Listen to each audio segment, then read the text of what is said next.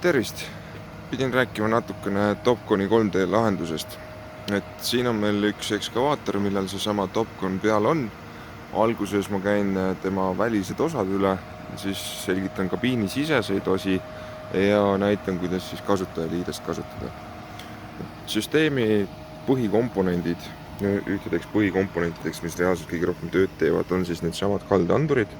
Konkreetselt see andur siin, tema vaatab siis selle kopa liikumist kahes teljes, et kas kopp liigub niipidi ja sõltumata sellest asendist, siis süsteem suudab kuvada kopatera asukohta projekti suhtes või siis punkti mõõta. Need andureid on siin mitmeid, et seal on üks andur, siin on teine andur, seal on kolmas andur ja seal on veel üks.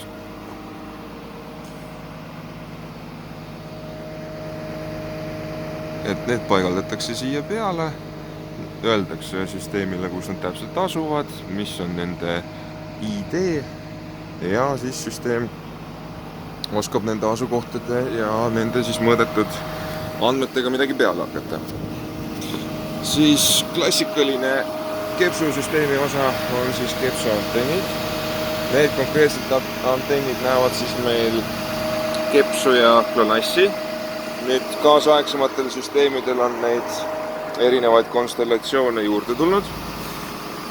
Ja siis siin on võib-olla tähtis teada, et üks on põhiantenn, eks ju, ja teine on siis raadiuse jaoks.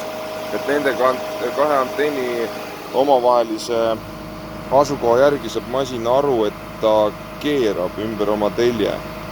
Et see antenn püsib siis, ütleme, masina geomeetria suhtes paigal, et too liigub ringi ja masin saab aru, et ta keerab. Sellel süsteemil mingit automaatikat ei ole. Kõige kaasaegsematel leiaksite ilmselt siit ja võib-olla siit leiaksite veel paar karpi, mis oleks siis ühendatud hüdraulikaga, üks konkreetne enda Topconi hüdrojagaja ja siis selle kontroller. Nii, kabiinis on peamiseks tööorganiks siis arvuti, kontroller, display, heal lapsel mitu nime ja siis teine selline aparaat, samamoodi nimetatakse teinekord kontrolleriks, aga mina nimetan seda sidesõlmeks. Siin on sees siis seadmed, mis lubavad süsteemiga ühenduda Bluetoothi teel, saada aru siis, mida need satelliidid näitavad, kus nad on. Ja CAN-liin on siin olemas täpselt samamoodi, et kui see jupp siit vahelt ära võtta, siis ekraan ei saa teada, mis need andurid räägivad, ei saa aru, mis need andurid räägivad. Kepsu signaal ei tule läbi, et see on üks põhilisi osi, et siis seob kõik ülejäänud osad kokku. Täna räägin Topconi 3D ekskavaatori süsteemi kasutusest. Et tulete masinasse sisse, panete masina tööle ja siis esimene asi, mis välja tuleb, on see, et ekraan ei lähe ise automaatselt tööle, vaid peate selle samamoodi eraldi tööle panema. See tuleb päeva lõpus ka eraldi kinni panna. Et ekraan hakkab tööle, siis masina juhtimise programm laeb ennast ise. See programm mäletab kõiki viimaseid sätteid ja hakkab siis ise kohe satelliite otsima ka parandusandmeid ning laeb siis viimase projekti sisse. Kogu see ekraan jookseb tegelikult ühe Windowsi süsteemi peal, aga see ei tähenda, et siin tasuks otsida, ma ei tea, internetimänge või mida iganes, et parem Windowsi tasemel üldse mitte midagi teha. Nii. Kohe ta siis leiab satelliidid ülesse, leiab parandusandmed, laeb ja me saame hakata tööd tegema või üldse midagi tegema siis, kui see alumine punane nupp siin roheliseks läheb. Hetkel ta juba ütles meile, et tegelikult ta sai satelliidid kätte, aga raadioga veel ei saa ühendust. Nüüd, et vaadata, et kuidas satelliidid on ja missugune on ühenduse kvaliteet, siis tuleb vajutada sellele nupule. Hetkel märgake korra neid numbreid siin, need muutuvad nii pea, kui me hakkame saama parandusandmeid. Siin siis näitab masin kopatera parema ja vasaku nurga asukohta. Siin saab ka siis offseti muuta, et seda kasutavad operaatorid hästi palju. Nüüd erineva satelliitidega seonduva info vaatamise jaoks tuleb siis vajutada GPS infot, nagu ma just tegin, ja siin on siis näha, et kokku näeb näiteks masin 18 satelliiti, nendest ta kasutab siis 12. Parandusandmeteta on meie täpsus umbes 2 meetrit ja niipea kui me parandusandmeid saame, siis see täpsus muutub oluliselt. Siin saab siis vaadata kopa asukohta, positsiooni, niipea kui tööorganeid liigutada, siis näete, koordinaadid muutuvad ja kõrgus muutub.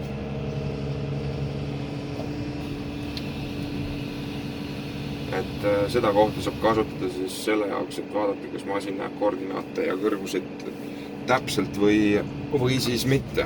Et päeva alguses te peaksite minema reeperi peale ja siis paneme näiteks reeperi peale kopanurga ja siis mõõtma, et kas siis ekskavaator näeb ennast hästi.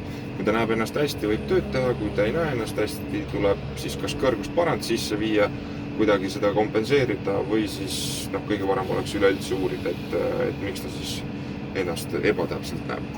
Siin saab vaadata satelliitide infot, et meie asume siin keskel alati. Punases ringis on siis need satelliidid, mida me ei kasuta.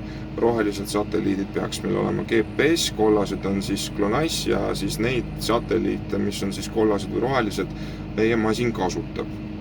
Et see punane ring on siis satelliitide signaalimask, ehk siis masin tegelikult ei kasuta kõiki satelliite, et kui mõni satelliit on seal täitsa horisondi juures, siis neid signaale on soovituslik mitte kasutada ja selle jaoks siis pannakse masinale mask, et ta filtreerib ise need välja.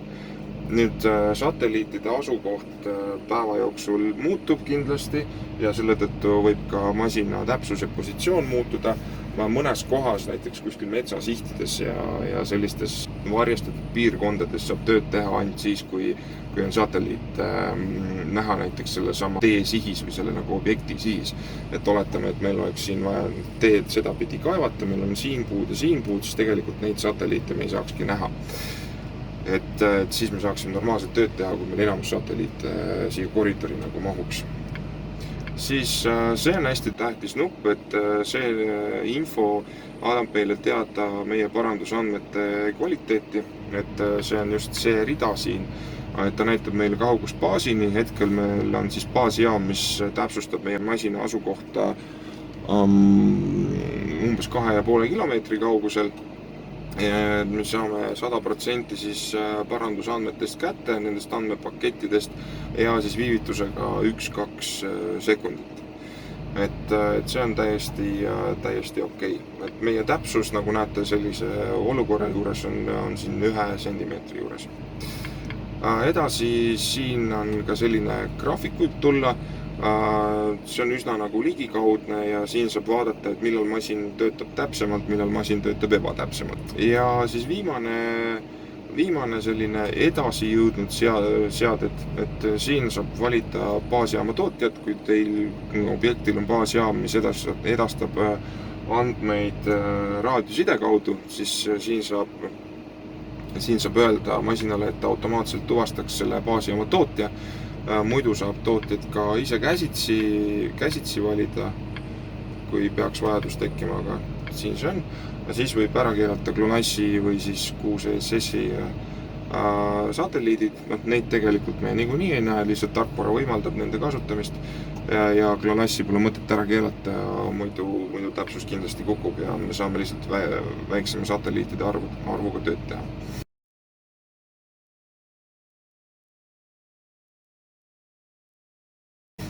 Nii. Nüüd siis parandusandmed. Parandusandmed on number 2 tähtis asi, mida on vaja seadistada selle jaoks, et tööd teha. Masin ise mäletab viimaseid sätteid, mis on talle sisse pandud ja hakkab alati otsima just viimaste sätete järgset baasjaama ühendust. Kui te olete ühe selle sama objekti peale, et õhtul läksite ära, hommikul tulite samasse kohta tagasi, siis on väga hea, et ta ühendab ennast automaatselt selle viimaste sätetega, viimase baasjaamaga ja te saate rahulikult tööd hakata tegema. Kui te lähete uuele objektile, seal võib olla see baasjaama ja parandusandmete olukord teistsugune, siis on vaja seadistada. Nüüd kogu selle ekraani kasutus käib läbi selle nupu. Kui te siia vajutate, siis tuleb välja 4 põhimenüüd ja siis raadiote või siis parandusandmete seadistamine käib läbi tööriistade tools. Vajutate, et seadistame raadiot ja siin saab siis parandusandmeid seadistada. Ja siin parandusandmeid põhimõtteliselt on 2 erinevat liiki. Üks neist kasutab siis mobiilsidet, mobiilset internetti.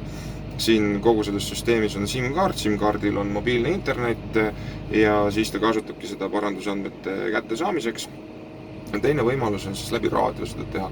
Et raadio on tüüpiliselt selline hall karbike Satel on nimi, et vajutate Satel 3AS, seadistate ära ja saate sealt parandusandmeid. Siin on hästi palju muid variante ka, aga neid pole senimaani mitte kuskil näinud. Nii, see IP-aadress, mis siin on, et see võib olla erinev.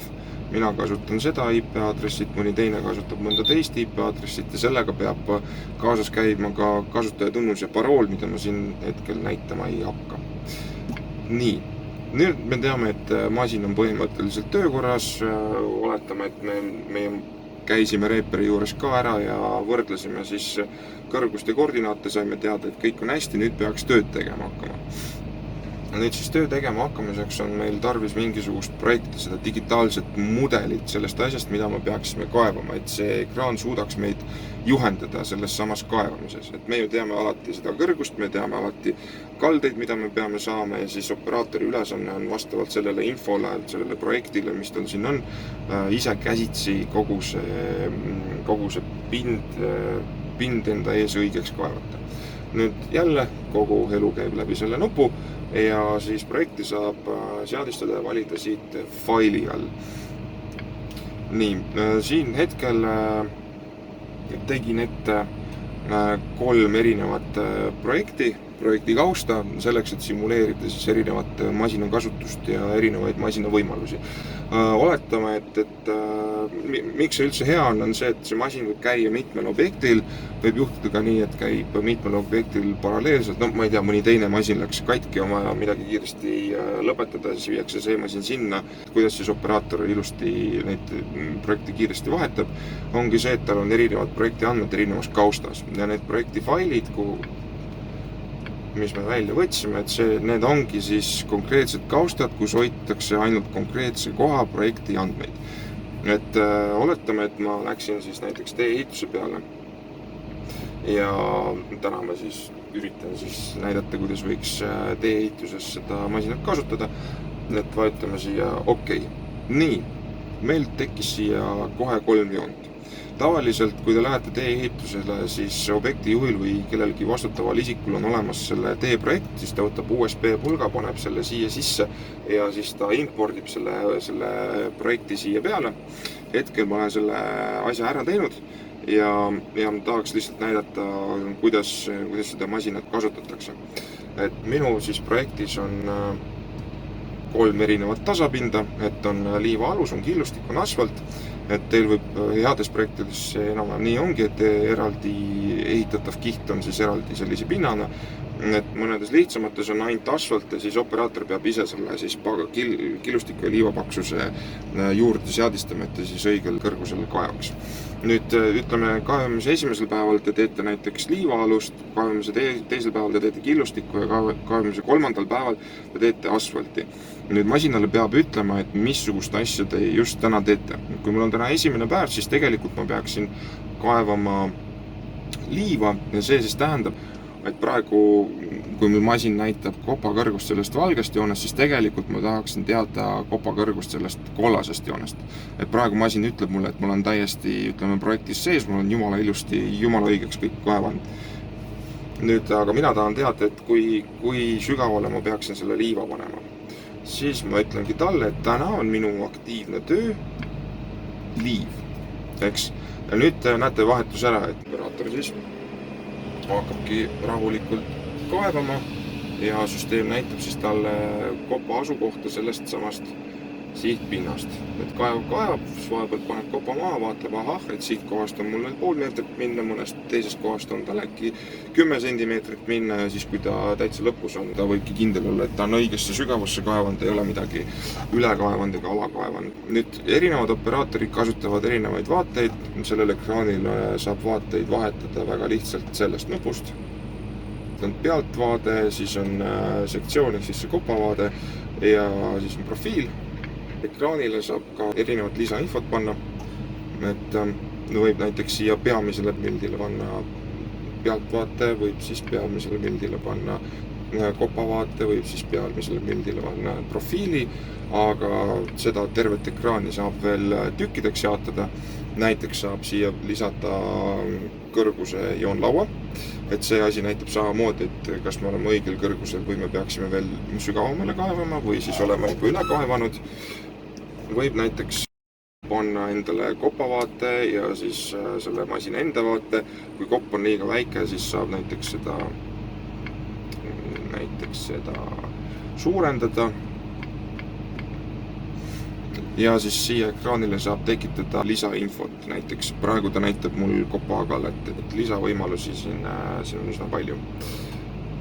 Ja tulebki siis endale valida see sobilik vaade.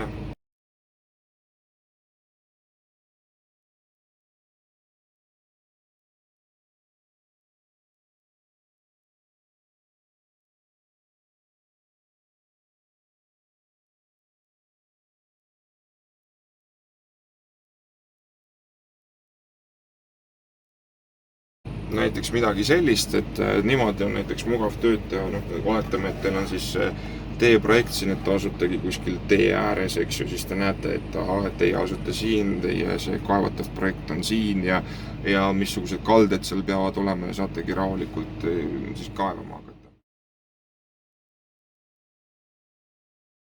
Üks põhilisi tööriistu, mis inimestel on, oletame, et meil pole nagu liivakihti, meil pole killukihti, et meil on ainult asfalt. Et kohe ma simuleerin selle asja ka ära.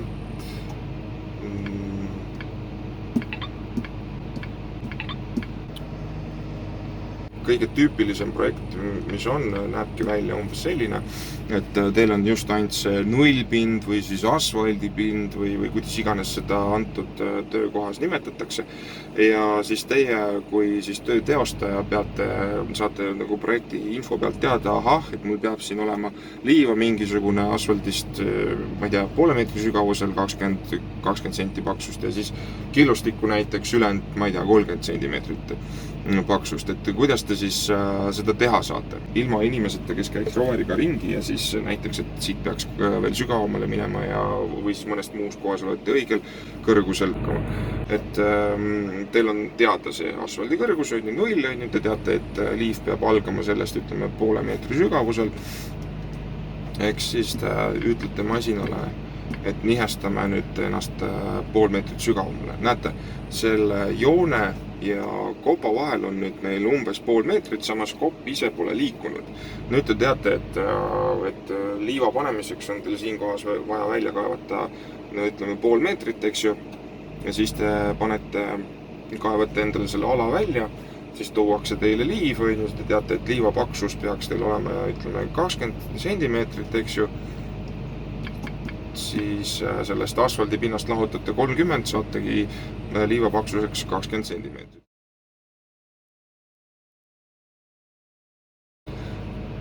Nüüd teil ei ole mingisugust sellist objekti, kus on keegi peatöövõtja, keegi alltöövõtja, keegi on käinud projekteerimas, keegi on käinud seda 3D mudelit tegemas teile masinasse sisse seadmas, vaid saite hoopis näiteks mõned põllumehelt või siis mõnelt taluomanikult mõne kohaliku ülesande. Oletame, et teil näiteks talupidaja tahab endale lihtsalt siledat parkimisplatsi teha.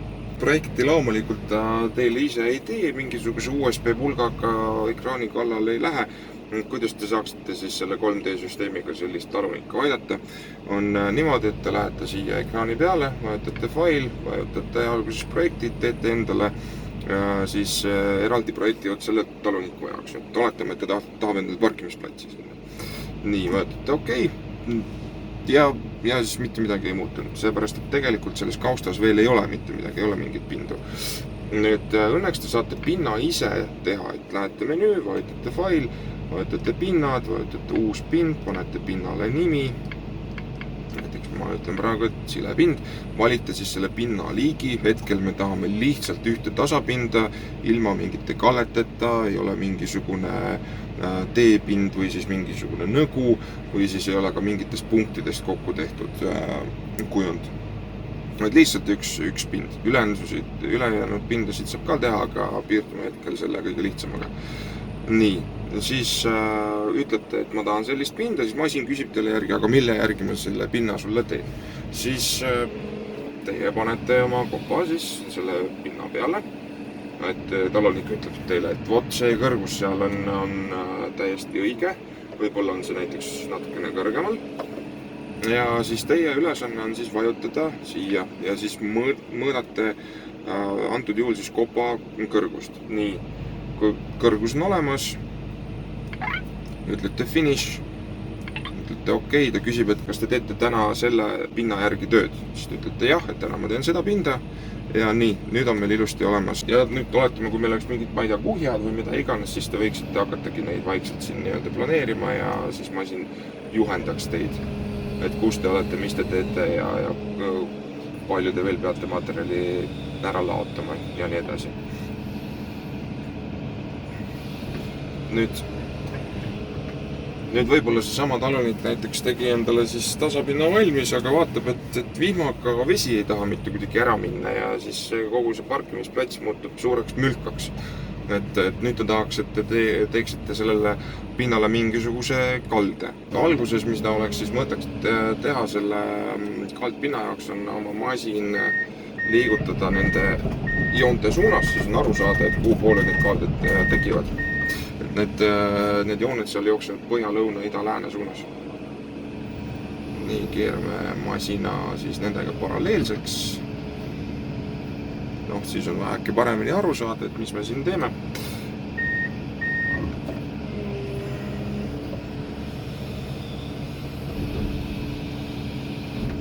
Eks, ja siis hakkame siin samas kaldpinda tegema. Et meil on siis võimalik määrata kahte kallet. Üks on siis nagu piki suunas, et ütleme niipidi, ja teine on siis risti suunas, ehk siis niipidi. Et meil on õnneks planeerkopp, saab mõlemat pidi seda asja teha. Ja nüüd selle jaoks, et seda pinda luua, tuleb minna menüü, fail, pinnad, uus pind. Sellele pinnale nimi anda, öelda, et võt, täna me tahame hoopis kaldpinda teha ja siis masin küsib teie käest täpselt samamoodi, aga kuule, kust ma seda nagu pinda täpsemalt tegema hakkan.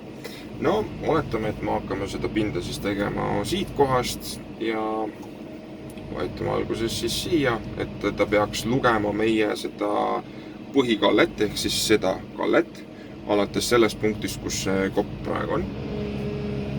Ja kuskile järgmise punktini, ma ei tea. Ma ei hakka praegu liigutama, te võite masinat liigutada, võite teda mitte liigutada.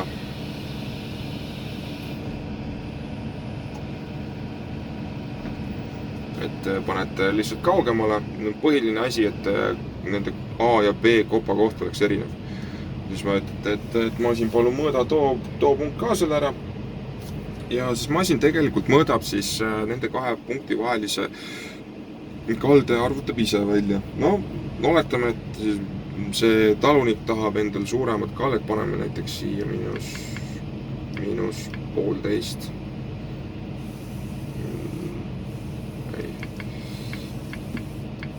Nii, miinus 1,5 kraadi.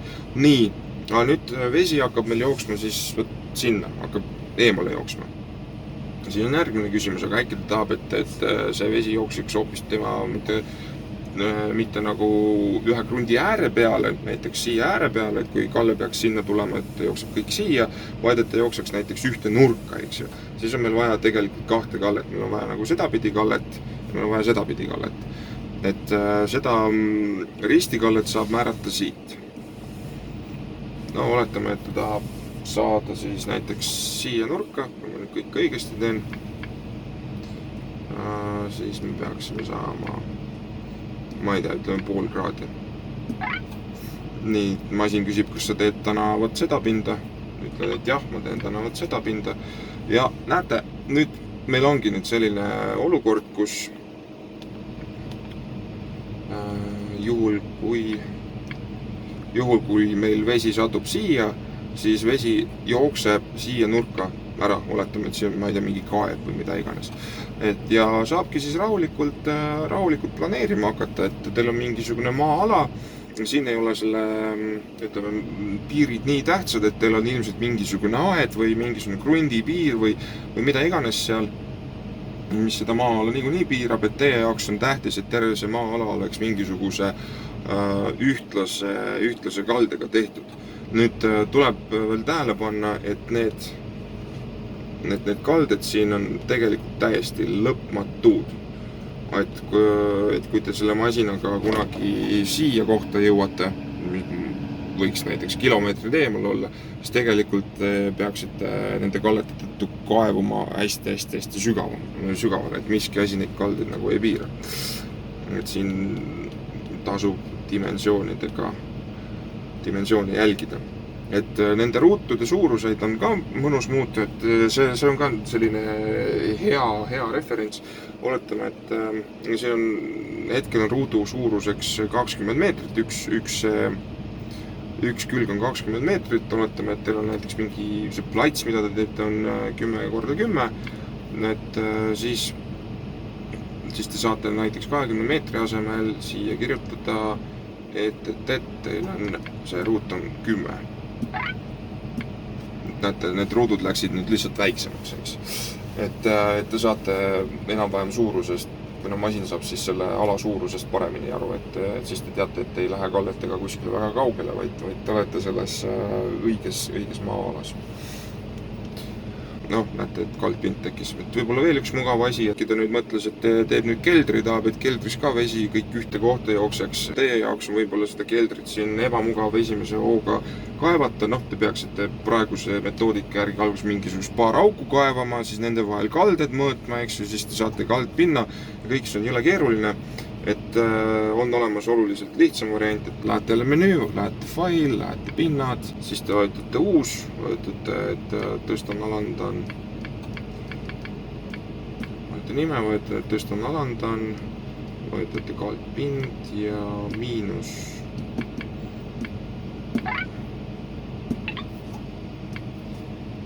Ja näete, nüüd tekkis see joon siia alla, nüüd ma saaksin sellest kopa asukohast peaksin kaevama 2 meetrit, eks ju. Siin ilusti näitab ka, et ma olen 2 meetrit oma keldri sellest sihtpinnast liiga kõrgel. Nüüd saaksitegi rahulikult siis selle keldri välja kaevata. Et põhimõtteliselt sellised võimalused sellel masinal on. Mis siin veel vahvat on, et kui on mingisugune vajadus, siis saab siia neid pindu läbi USB importida, lähete samamoodi menüü, file, pinnad, import, kui te USB siia sisse panete, siis siia tekib see USB pulga nimi, valite USB pulga nime, siia tekivad need pinnad, valite pinna välja, panete selle pinna siia ilusti sisse, saate tööd teha.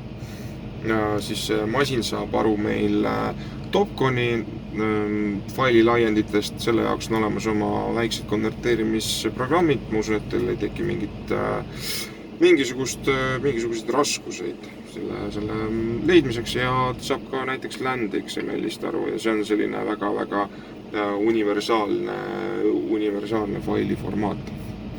Nii, eks nende pindade importimise juures on hästi tähtis määrata see suund, et kus kohas ta mida impordib. Et siis ta küsib teie käest, mida ma impordin ja kuhu ma impordin. Ja siis kui te valite selle mälupulga välja, siis ta saab aru, et ta võtab sellest mälupulgast ja siis ta paneb siia kausta sisse. Siis mis veel võib-olla tahate hoopistükkis mingisugust projekti saada mälupulga peale, mis iganes põhjusel. Siis te lähete file, vajutate projekt, vajutate export ja siis ütlete, et valite üldse, mis asju te tahate eksportida, saate siin valida, näete, yes, no. ütlete, et kuhu kohta te ekspordite, kui teil mälupulk on siin sees, siis siia tekib selle mälupulga nimi, valite selle ja siis saadate. Või siis saate kõik korraga eksportida, saate ühe kaupa valida, nii nagu ise tahate. Niimoodi ta siis toimib. Siis mis siin veel on? Et menüüde seast nagu fail, see käib kõik projekti kohta, kontroll käib kõik masina kohta. Et siin on masina seadistus, seda asja muuta ei tohi, kui te seda asja muudate, siis tõenäoliselt masin enam midagi täpselt ei näita. Siis on äs pilt, selle jätan praegu vahele, kui teil, ütleme, need joonlauad käivad pinda, siis te võite neid siia panna näiteks, need samad joonlauad siia panna, näiteks näete, nüüd hakkas siin meil blinkima, kui me peaksime jõudma õigele kõrgusele, siis need samad muutuvad meil roheliseks. Näiteks ma ütlen, et meil on siin silepind on peamine, näete meil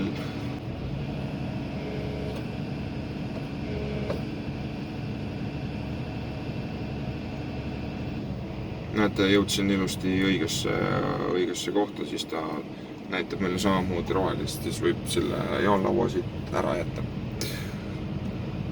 Nii, hästi tähtis asi, mida tuleks jälgida ja mida saab muuta nii siin kui ka siin ekraani peal on siis kõrguse seadepunkt, ehk siis kus kohast masin kõrgust mõõdab. Miks see oluline on, et oletame, et me oleme praegu mingisuguse tee väljakaeva peal, seal kus te seda suuremat, seda suurt siin ekskavaatorit näete, oletame, et selle ekskavaatori asemel on hoopis autotee, eks ju, et meil on siin killustik, siin on juba, kus me koppan, on asfalt ja teil on vaja teada asfaldi ääre kõrgust, eks ju. Ja meil on praegu kõrguse selleks referentspunktiks valitud parem äär, niisiis, et kui te siis kopa selle asfaldi ääre peale viite oma parema nurgaga, siis tegelikult kopp segab autode liikumist. Ei saa niimoodi teha, see on ohtlik, te ei näe, et selja taha millal mingisugune auto tuleb. Aga kõrgust on sellegi poolest tarvis teada. Mis te teete? Te võtate ja vahetate selle kõrguse seadepunkti siit menüüst ära. Panete nüüd vasakpool, ehk ju nüüd te saate kopaga olla oma ehitusalas veel. Valite kopa õigesse mugavasse asendisse ja siis saate näiteks selle nurgaga mõõta selle asfaldi asukohta. Siis on, mis meil siin veel all on, kui teil on kiirliide ja mitmed erinevad kopad, siis siin on võimalik neid ilusti kiiresti vahetada. Nendega saab ka nii teha, et 3D töötaks.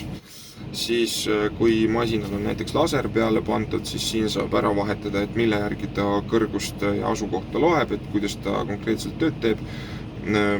Siia tekib siis 2D valik juurde, hetkel siin seda ei ole. Edasi menüü on meil siis tööriistad, kõige tähtsam asi, mis siin on just parandusandmete seadistamine. See peab alati olema iga objekti jaoks õigesti seadistatud. See ei tähenda, et siin üks seade sobib kõikide objektide jaoks, kõikidel objektidel on pigem erinevad seadmed ja alati tuleb objektijuhilt üle küsida, kuidas need parandusandmeid siia masinasse saada. Et see on nagu kõige tähtsam koht. Järgmine koht, mis võib olla tähtis, on siis oma masina asendi kontroll. See on just see, et enne iga tööpäeva algust ja tegelikult peale igat masina tööle panekut oleks vaja üle kontrollida, kuidas masin oma kõrgust ja koordinaate näeb. Üks võimalus selle jaoks on minna siis positsiooni kontrolli, nagu siin nimi ütlebki. Kuidas te siia lähete, vajutate menüü peale, vajutate tööriistad, vajutate positsiooni kontroll, valite siis kopa referentspunkti, et mis punktiga te seda reeperit näiteks mõõdate. Hetkel teeme nägu, et me mõõdame vasakuga ja siis vajutate mõõda. Nii, kui mõõtmine on korras ja reeperi kõrgus klapib teie masina mõõdetud kõrgusega, on kõik väga hästi. Kui siin on mingisugune erinevus, siis siin saab seda sisse viia jäädava kõrgusparandi. Et see kõrgusparand siin toimib aknas pluss miinus 6 sentimeetrit. Et kui näiteks vaatame, et mul on 7 sentimeetrit kõrgem, kirjutan siia sisse miinus 0,07, ütleb, et ei tohi. Aga kirjutan 0,06, tohib. eks, et siis ta muudab seda kõrgust siin. Näete, siin on 66. Nii, nüüd ma viisin oma kopa alla sisuliselt. Loodan, et siis see väike 3D virtuaalekskursioon meeldis, et sai vähe selgemaks, mida see masin teeb ja kuidas seda kasutada. Loomulikult mõnel reaalsel objektil saaks seda vähe tõsisemalt esitleda või siis vähe tõsisemalt õpetada. Loodan, et oli näha, et selle kasutamises ei ole tegelikult mitte midagi keerulist, et lihtsalt kogu elu käib läbi selle nupu ja siis valite õige funktsiooni, kui teil on vaja. Aitäh! Kõik head!